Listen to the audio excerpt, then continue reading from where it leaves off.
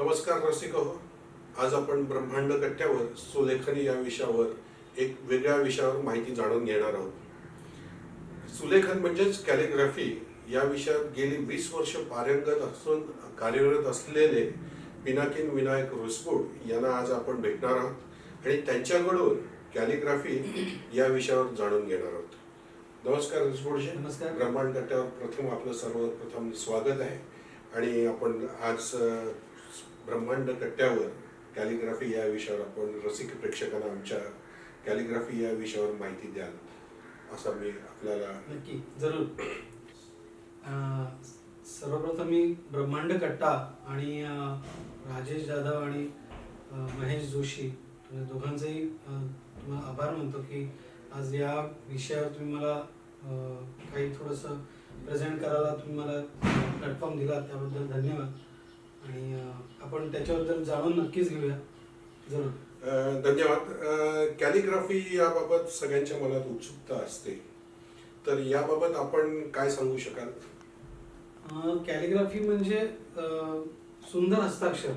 सुंदर हस्ताक्षरपेक्षा नॉर्मल हस्ताक्षर आणि सुंदर हस्ताक्षर यातला फरक थोडासा जाणून घेऊ की नॉर्मल जसं आपण लिहित जातो तसं लिहितो आणि सुंदर हस्ताक्षर किंवा कॅलिग्राफी म्हणतो त्यात काही वेगळ्या सौंदर्यानं आपण ॲड करतो, काही वेगळी ब्युटी त्याच्यात ॲड करतो आणि जसं त्याचं स्वरूप असेल त्या विषयाचं त्यानुसार ते प्रेझेंटेशन आपण करणं त्याला कॅलिग्राफी म्हणता येईल. अच्छा, आपण या क्षेत्रात कसं आलात आणि याच्यासाठी काही वेगळं शिक्षण घेतलं होतं का, किंवा आपल्याला या क्षेत्राची पूर्वीपासून काही आवड होती का?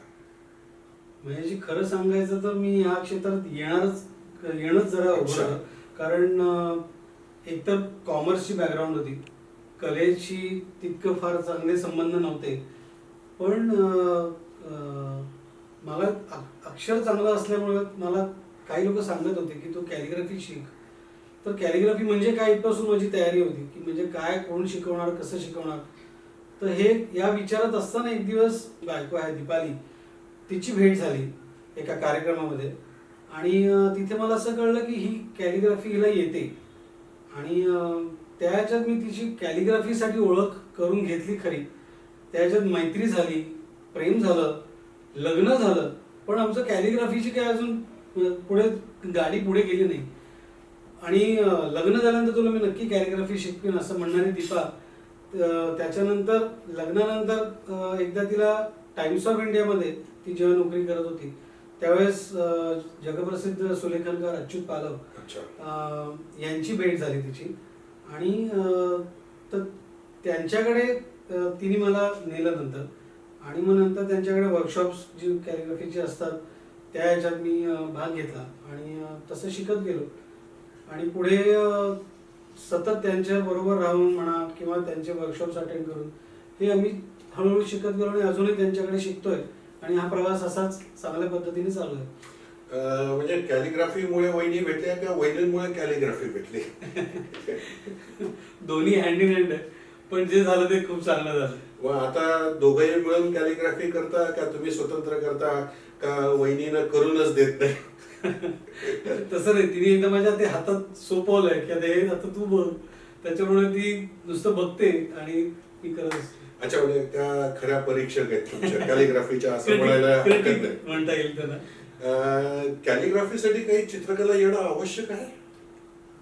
चित्रकला येण्यात तशी गरज नाही मला असं वाटतं, कारण माझी पण चित्रकला चांगली नाही आणि चित्रकला हस्ताक्षर फक्त माझं जरा चांगलं होतं अशी लोक म्हणतात, पण हस्ताक्षर चांगलं किंवा चित्रकला चांगली याच्यापेक्षा मला चांगलं हस्ताक्षर काढायचं आहे किंवा मला एखादा शब्द एखादं वाक्य चांगल्या स्टाईलमध्ये मांडायचं आहे हे मनात असायला लागतं. त्याच्यामुळे मनात असेल तर नक्कीच आपल्याला ते शिकता येऊ शकतं. त्याकरता कसंही हस्ताक्षर असेल तरी चालतं.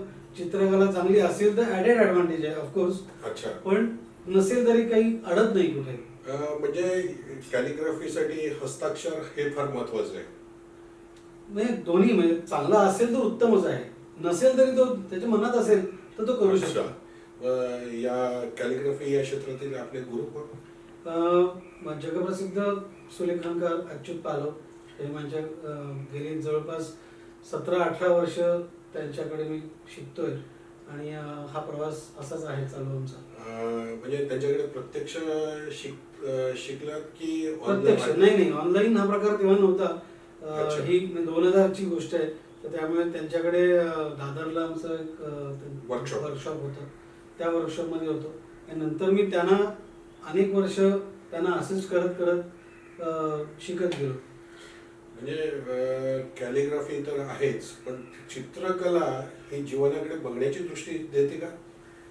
जीवनाकडे बघण्याची दृष्टी म्हणाल तर नक्कीच देते. कारण चित्रकला म्हणा किंवा कॅलिग्राफी म्हणा किंवा कुठली कला rather, हे तुम्हाला जीवनाकडे बघण्याची नक्कीच एक वेगळं पर्स्पेक्टिव्ह देत असते. कारण एकतर 4 लोकांमध्ये तुम्हाला ही कला येते, कुठली पर्टिक्युलर कला, अच्छा. हे तुम्हाला वेगळं स्टँड आउट करतं. बरोबर. एक वेगळा जीवनाकडे बघण्याचा कॉन्फिडन्स तुम्हाला मिळतो. किंवा तसं बघायला गेलं तुम्ही जेव्हा मी एखादं पॅरेग्राफ लिहितो किंवा एखादं काही कंपोजिशन करतो, ते सगळी एका फॅमिलीमधली ती लेटर्स बऱ्यापैकी असतात आणि ज्यावेळेस ती मांडून त्याच्याकडे बघितलं जातं त्यावेळेस मला असं वाटतं की ती एक फॅमिली आहे. ओके. आणि एक काय म्हणतात त्याला, एक सगळे मित्र जमले, एक गेट टुगेदर आहे शब्दांचं म्हणा किंवा अक्षरांचं. असं वाटतं एक काय म्हणतात म्हणजे तसं म्हणता येईल की एक समूह आहे आणि शब्दांचा एकीचं समूह. मला त्याच्यातनं बळ मिळतं आणि कधी असं एकटं वाटत नाही त्या ह्याच्यात. ती चांगली मला त्याच्यातनं ऊर्जा मिळते. हेच जीवनाचं म्हणजे कॅलिग्राफी हा एक शब्दांच्या समूहाचं काम करण्याचं एक साधन आहे. चांगलं त्याच्यामध्ये एक स्त्रोत आहे म्हणा तसं. अच्छा. कॅलिग्राफीला वेगवेगळ्या दृष्टिकोनातून बघावं लागतं का? नक्कीच. कारण कॅलिग्राफी करून घेण्याकरता आमच्याकडे जे कोण येतात, क्लायंट्स येतात, तर त्यावेळेस त्यांच्या डोक्यात एक पहिल्यांदा काहीतरी एक कन्सेप्ट तयार असतो की मला असं असं लिहून घ्यायचं आहे किंवा त्याच्या डोक्यात एक कन्सेप्ट रेडी असतो. तर ते जेव्हा मला ते सांगतात की हे असं हवं आहे तसं हवं आहे, त्यावेळेस मी त्यांच्या फिलिंग्सकडे लक्ष देतो की काय नक्की त्यांना त्याच्यातनं मांडायचं आहे. तर ते काय नक्की त्यांच्या डोक्यात आहे ते आपल्याला कागदावर, त्यांची भावना आपल्याला कागदावर उतरवायची असते. त्यामुळे तो विचार करणं खूप गरजेचं असतं. आणि हा प्रकार मला जास्त करून मी जेव्हा महाराष्ट्र टाइम्समध्ये कॅलिग्राफी करत होतो त्यांच्या संवाद या आवृत्ती करता, तर त्यांची टायटल्स दर रविवारी असायची. त्याचं वेगवेगळ्या विषयांवर. तर ते होतं. त्याच्यानंतर 2-2.5 वर्ष मी झीचं एक मॅगझिन होतं त्यांच्याबरोबर काम केलं. अच्छा. हा एक खूप चांगला माझा प्रवास होता त्या दोन्ही मोठ्या संस्थांबरोबर. तर त्यांच्या ठिकाणी जेव्हा अशी टायटल्स यायची तर त्यावेळेस त्यामध्ये ज्या भावना असायच्या लिहिल्या, कारण त्यात भरपूर विषय त्याच्यामध्ये घेतले असायचे, राजकीय असायचे, पिक्चरचे हे असायचे, भरपूर त्याच्यात वेगवेगळ्या विषयावर लिहिलेले जे विषय असायचे ते समजून घेऊन ते त्याच्यात मांडणं, त्या थोडेसे फिलिंग्स त्याच्यात ऍड करणं, जेणेकरून टायटल वाचल्यानंतर तुम्हाला लक्षात येईल की हा काय विषय आणि लेख असेल. हे जितकं माझ्या परीने होत असं तेवढं मी करत होतो. असं त्यामुळे वेगळी दृष्टी किंवा हे असणं गरजेचं असतं. आता आपण आज जरी डिजिटल युग असलं तरी आजही आपण पेपर वाचतो सकाळी. काही पेपरमध्ये नाटकांच्या वगैरे ऍड्स येतात किंवा चित्रपटाच्या ऍड्स येतात. त्या ऍडव्हर्टाईज करताना कॅलिग्राफीचा काही उपयोग होतो का? कारण त्या सगळ्या तुमच्या ऍडव्हर्टाईजवर, तुमच्या कॅलिग्राफीवर त्या सगळ्या नाटकाचा आशय असतो असं मला समजतं. पण नेमकं काय असतं त्याच्यामध्ये की नाटकाची ऍडव्हर्टाईज करणं हा एक काय अनुभव असतो? नाटकाचं म्हणा किंवा सिनेमाचं म्हणा, हे तसंच मगाशी जसं म्हटलं तसं की त्या फिल्मचं म्हणा किंवा नाटकाचा एक वेगळा थॉट तुम्हाला पोचवायचा असतो डिरेक्टरला म्हणा किंवा प्रोड्युसरला. तर तो जो थॉट आहे तो त्या शब्दातनं किंवा त्या एका पोस्टरवरनं पोचवता आला पाहिजे. तर त्याकरता ते नुसता फॉन्ट टाकला तर तेही काम करतं, नाही असं नाही. पण जेव्हा कॅलिग्राफीचा वापर केला जातो तेव्हा वेगवेगळ्या पद्धतीने ते मांडून थोडंसं वेगळ्या किंवा अजून त्या विषयाच्या जवळ जाता येतं. म्हणजे थोडक्यात ठळकपणे एकदा आपल्याला त्या विषयाबाबत आपल्याला थोडक्यात मांडणी करता येते. अगदी बरोबर. मग असं असताना कॅलिग्राफीमध्ये आपल्याला आता तुम्ही वेगवेगळे काहीतरी गमतीदार अनुभव आले असतील आपल्याला कॅलिग्राफी करताना? किंवा आपल्याला काही लक्षात राहिलेले प्रसंग की ह्या प्रसंग हा काय माझ्या अजूनही लक्षात आहे, एक त्यावेळची गंमत किंवा त्यावेळचा प्रसंग एखादा काही असं आहे का आपल्या लक्षात? नाही, तसे तसे बरेच झाले होते. पण एक आठवणीत एक राहणार. आठवणीत राहणारा असा एक तसे आहेत, पण एक छोटासा प्रसंग सांगतो की एकदा मी दुपारचं कुठेतरी बाहेर पडलो होतो गाडी घेऊन, स्कूटर घेऊन, आणि म्हटलं दुपारची वेळ आहे, कोणी कुठेही लावली तरी चालेल. तर तशी स्कूटर मी कुठेतरी लावली आणि मी माझ्या कामाला गेलो. नंतर खाली येऊन बघितलं, ती स्कूटर ॲज युजल उचलली गेलेली होती, ट्रॅफिक पोलिसने उचलली होती. आणि ते बघून मी मग म्हटलं पुढे जायचं म्हणून मी तिथे गेलो त्या ऑफिस पोलीस चौकीवर. आणि नेमकं असं झालं की ते साहेब एकटेच होते आणि मी गेलो, माझं कागदपत्र सगळे तर नीट होतेच, तो काही प्रश्न नव्हता. तर मी तिकडे गेल्यानंतर त्यांना सांगितलं ही गाडी आहे. तर म्हणाले की काय सर तुम्ही असं गाडी कुठे लावता वगैरे, थोडंसं बौद्धिक वगैरे त्यांनी दिलं. आणि नंतर मग मी गप्पच होतो, मी काय बोललो नाही, कारण त्यांच्याकडे काय बोलणार. तर म्हणून मग त्यांना काय वाटलं माहित नाही, त्यांनी मला विचारलं तुम्ही काय करता. तर मी म्हटलं मी कॅलिग्राफर आहे. तर कॅलिग्राफी हा प्रकार त्यांनी बहुतेक ऐकलेला नव्हता. तर म्हणजे काय म्हणे कॅलिग्राफी म्हणजे. तर मी त्यांना म्हटलं की थांबा तुम्हाला मी उदाहरण म्हणून दाखवतो. तर त्यांच्या बॅचवर जो नाव लिहिलेलं होतं, तो एक चांगला कागद घेतला, त्याच्यावर त्यांचं सुंदर अगदी झुपकेदार नाव लिहून दिलं आणि ते बघत बसले त्या नावाकडे. मला म्हणाले अहो किती सुंदर वाटतं हे, तर ह्याला कॅलिग्राफी म्हणतात. म्हटलं हो ह्याला कॅलिग्राफी म्हणतात. तर म्हणाले की खरं सांगायचं तर म्हणे माझ्या नावावर मी इतकं पहिल्यांदाच मी प्रेमात पडलो माझ्या नावाच्या. अच्छा. तर ही त्यांची कॉम्प्लिमेंट मला इतकी आवडली. तर असे बरेच छोटे छोटे किस्से. आणि त्याच्यात झालं असं फायदा की त्यांनी कागदपत्र फक्त विचारले गाडीचे आहेत की नाही सगळे. तर म्हणलं हो आहेत सगळे आहेत. हा ठीक आहे तुम्ही गाडी घ्या आणि निघा, एवढं फक्त सांगितलं. आणि जाताना त्यांचा नंबर पण घेऊन ठेवला, नंतर कधी उपयोग पडेल म्हणून. म्हणजे आता असं होऊ शकतं की गाडी कुठेही लावा, कॅलिग्राफी शिका आणि गाडी कुठेही लावून समोरच्या इन्स्पेक्टरला कॅलिग्राफीला असं नाही. हा झाला एक गमतीशीर प्रसंग. पण काही असं लक्षात राहण्यासारखे प्रसंग की जे ठळकपणे आपल्याला लक्षात राहू शकतात, असं काही एखादा दोन प्रसंग आहेत. तसे पण काही आहेत की म्हणजे लक्षात राहिलेले. हार्डली 1 वर्ष झालं असेल की 6 महिने झाले असतील. ठाण्यामध्ये कोर्ट नाका जो भाग जो आहे त्या तिकडे पहिल्यांदा अशोक स्तंभ जुना पूर्वी होता, तो आता नवीन सगळं नवीन केलं. त्या बाजून ते सगळं 2-3 नवीन इन्स्टॉलेशन तिथे केली. तर त्याच्यात कळव्याकडे जाणाऱ्या त्या मार्गिकेच्या अलीकडे भारताचं संविधान जे लिहिलेलं जे होतं त्याचं अक्षर सुलेखन करायची, कॅलिग्राफी करायची संधी मला मिळाली. तर ते मोठं माझ्यासाठी नशीबवान मी समजतो स्वतःला की ते काम करण्याची संधी. भारताच्या संविधानाचं सुलेखन करून ती प्रत ही केली. अगदी मला खूप बरं वाटलं होतं तेव्हा ते हे मिळालं. अच्छा. आणि दुसरे आठवण अशी होती की सचिन तेंडुलकर आपल्या सगळ्यांचा लाडका क्रिकेटपटू, त्यांनी जेव्हा त्याची 100वे शतक त्याचं जेव्हा केलं होतं, तर ते तेव्हा लिंटासकडनं त्याला एक शुभेच्छा पत्र द्यायचं होतं. तर तेव्हा त्यांनी मला फोन केला होता की मला एक ग्रीटिंग लिहून हवं आहे अख्खं. तर मी म्हटलं लिहून द्यायचं आहे, लिहून देऊ, काही प्रॉब्लेम नाही. तर तो माणूस त्याच दिवशी संध्याकाळी घरी आला. तर तो म्हणाला की मला हे उद्या हवं आहे, सकाळी किंवा दिवसभरात उद्या हवं आहे. आणि मला हे हस्तलिखित जसंच्या तसं हवं आहे. मला हे स्कॅन बिन करून त्याच्यावर काम करून हे नको आहे. तर जसं तुम्ही लिहिलेलं आहे त्या ह्याच्यात मला हवं आहे, त्यामुळे ते चांगलं येणं गरजेचं आहे. तर म्हटलं हरकत नाही, मी म्हटलं प्रयत्न करीन म्हटलं माझ्याकडनं. आणि ते करताना मला खूप दडपण आलं होतं की म्हणजे एक एवढा जगज्जेता म्हणा, शतकवीर म्हणा, त्याच्या हातात आपल्या स्वहस्ताक्षरातलं पत्र जाणार. तर त्यामुळे मला असं एकदम फार असे जडजड विचार मनात येत होते. तर तेव्हा मी एकदम शांतपणे सगळ्यांना मी एकटा बसलो जरा थोडा वेळ. आणि घरात बायकोला आणि मुलांना सांगितलं की म्हटलं मी आतमध्ये बंद करून घेतलं मला स्वतःला. आणि जोपर्यंत माझं ते पत्र लिहून होत नाही तोपर्यंत म्हटलं कोणीही म्हटलं मला डिस्टर्ब करू नका.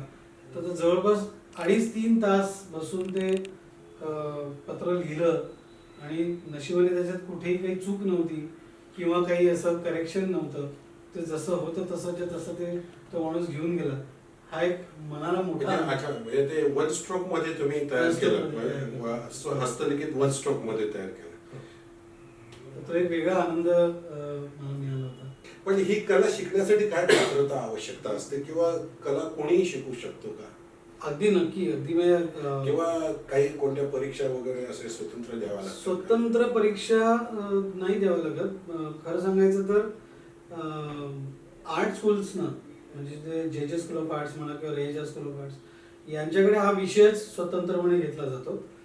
पण जे लोक आर्ट फील्डचे नाही आहेत ती लोक पण हे अतिशय सुंदरपणे हे करू शकतात आणि त्याची वर्कशॉप्स होत असतात आणि त्याचं मी देखील त्याचं प्रशिक्षण देतो आणि साधारण आठवड्याभराचं प्रशिक्षण ते असतं. त्याच्यात तुम्हाला ते करता येऊ शकतं नक्कीच.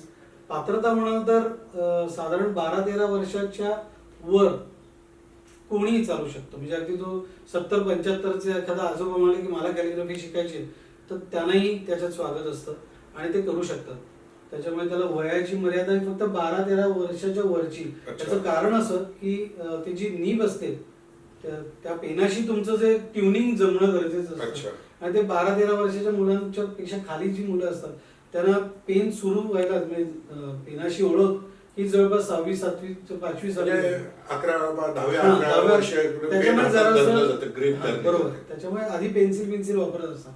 त्याच्यापेक्षा ते थोडं मॅच्युअर्ड मुलं असतील तर जास्त चांगलं. म्हणजे स्वतंत्र अशी काही शिक्षण याच्यामध्ये आहे असं नाही? नाही, असं हे नाही. तसे बऱ्याच ठिकाणी तसे सुलेखनाचे वर्ग होतात सध्या आणि त्या ह्याच्यात तुम्हाला त्या पद्धतीने त्यांच्याकडे शिकून तुम्ही त्याच्यात प्रॅक्टिस करून स्वतःला आनंद घेऊ शकता. कमर्शियली त्याच्यात चांगलं उत्पन्न घेऊ शकता. आज आता खरं हे डिजिटल युग आलेलं आहे. बरोबर. त्या डिजिटल युगामध्ये पूर्वी तर कॅलिग्राफी आपण हाताने किंवा हे करत होतो, पण त्या कॅलिग्राफीचा आज डिजिटल युगामध्ये आपण काही उपयोग करू शकतो का?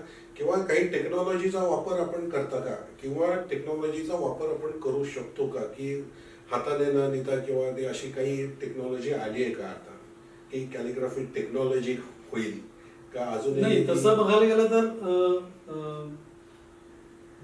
टेक्नॉलॉजी आहेच. टेक्नॉलॉजीमुळेच कॅलिग्राफी जास्त प्रेझेंटेबल झाली अजून. कारण हाताने लिहिलेलं त्याला काही लिमिटेशन्स असू शकतात, पण ते जेव्हा आपल्याला मांडायचं आहे लोकांसमोर किंवा प्रेझेंट करायचं किंवा ते एखाद्याचा लोगो तयार करायचा आहे तर त्याकरता तुम्ही ते लिहिलेलं जे असतं ते मोठ्या प्रमाणात जर असेल तर ते आपल्याला डिजिटलाइज करावं लागतं. त्याच्यावर काही प्रोसेस आहेत, स्कॅनिंग करणं, फोटोशॉपवर काम करणं आणि त्याच्यानंतर आपल्याला हव्या त्या पद्धतीने त्याची मांडणी, त्याचं कंपोजिशन तयार करणं किंवा जे मांडलेलं आहे त्याच्यातनं हवा तो भाग घेऊन आपल्याला कंपोज वेगळ्या पद्धतीने मांडणं, हे डिजिटल काम त्याच्यात ॲडेड आहे. आणि दुसरी गोष्ट, समजा अशी पण काही पॅड्स उपलब्ध आहेत की ज्याच्यावरनं तुम्ही लिहून डायरेक्ट तुम्ही कॉम्प्युटरवर हे करू शकता. पण शेवटी ती बेसिक कला शिकणं हे चांगल्या ठिकाणून शिकणं जास्त चांगलं. म्हणजे कॅलिग्राफीमध्ये मानवी मनाचा नक्कीच आहे, असणं फार महत्त्वाचं आहे.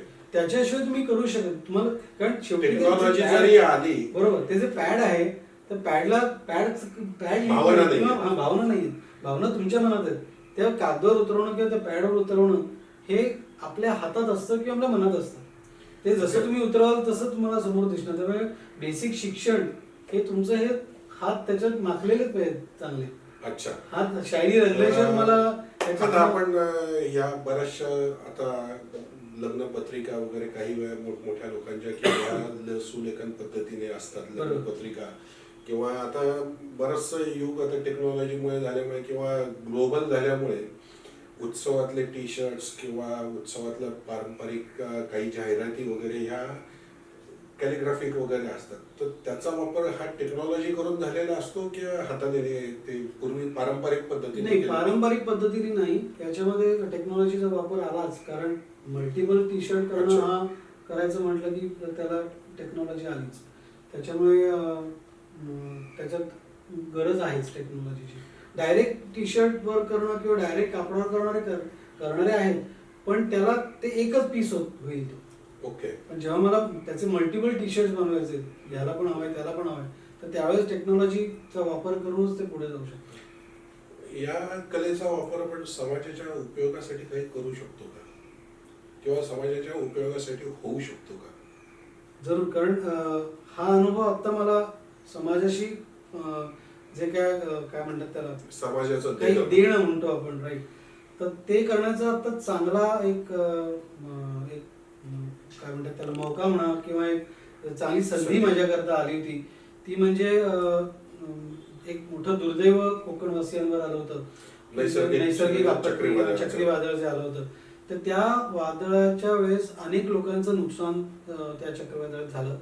तर माझ्या मनात असं आलं की आपण काहीतरी आपल्याकडनं आपण मोठी आर्थिक मदत जर करू शकत नसू तर एकट्याने न करता तर माझ्या हातात जी कला आहे त्या कलेचा वापर काहीतरी करून आपण त्यांना आपण मदत करू शकतो. तर त्या प्रकारामध्ये मी असं केलं होतं की एखाद्या व्यक्तीने जर मला 500 रुपये जर दिले तर त्याला हवं त्याचं नाव किंवा एखाद्या चारोळी म्हणा की ते मी लिहून त्यांना देणार. ते जे 500 रुपये मला जो देईल ते 500 रुपये सगळ्या अनेकांकडनं अशी येणी मिळाली मला.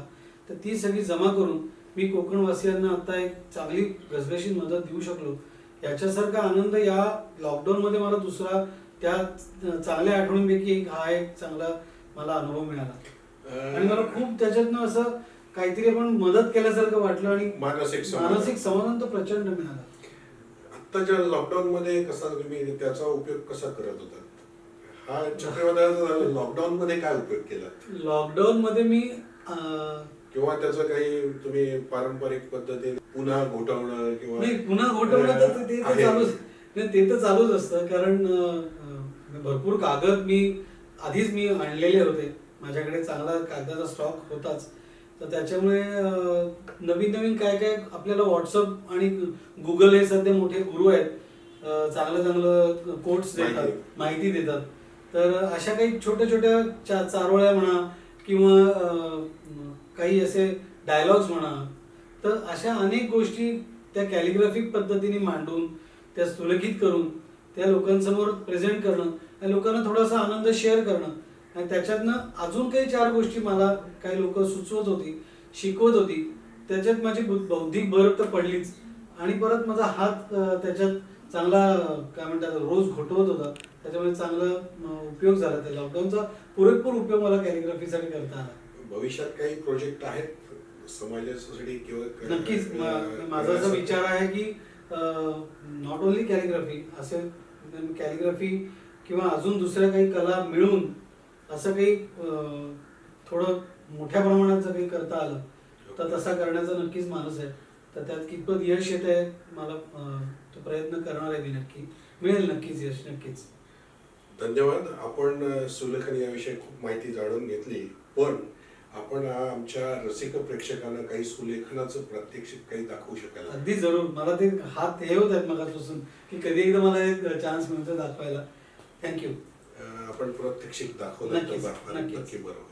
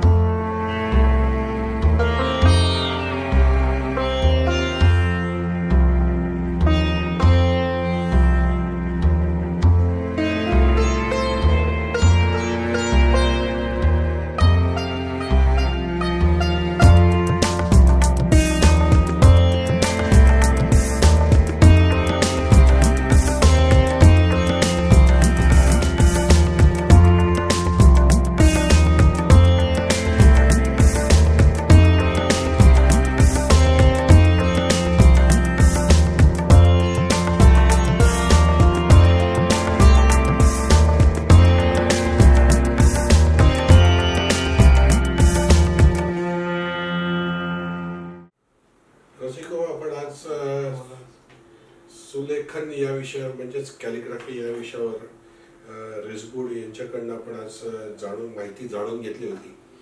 पण आज त्यांनी कॅलिग्राफी या विषयाच त्यांनी प्रात्यक्षिक दाखवलं, ते आज आपण बघणार आहोत. सर्व रसिक प्रेक्षकांसाठी त्यांनी सुंदर असं कॅलिग्राफी या शब्दामध्येच कॅलिग्राफी करून दाखवलेली आहे. धन्यवाद रेसबुडजी, आपण इथे आलात. कॅलिग्राफी या विषयावर चांगली माहिती दिलीत आमच्या रसिक प्रेक्षकांना. इथे मी ब्रह्मांड कट्ट्याच्या वतीने पुन्हा एकदा आपलं धन्यवाद मानतो. नक्की. धन्यवाद. थँक्यू.